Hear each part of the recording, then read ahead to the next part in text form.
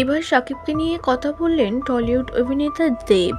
দেব এবার কথা বললেন সুপারস্টার শাকিব খানকে নিয়ে। বরাবরই সমালোচনায় থাকতে দেখা যায় না দেবকে, তবে সাংবাদিকদের প্রশ্নের উত্তর দিতে দেখা গেল দেবকে। দেব বলে, কারোর পার্সোনাল ম্যাটারে ঢোকা উচিত না, তবে আমি মনে করি পাস্ট ভুলে গিয়ে প্রেজেন্টকে নিয়ে থাকাই ভালো, এতেই ভালো হবে।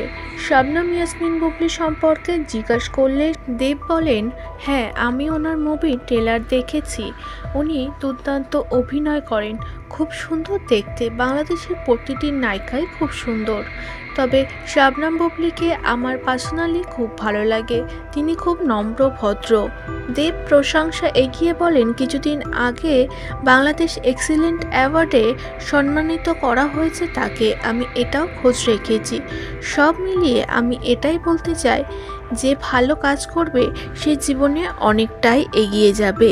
তবে দেবের একটি কথা দর্শক মনে প্রশ্ন তুলেছে, পাস্টকে ভুলে প্রেজেন্টকে নিয়ে থাকো।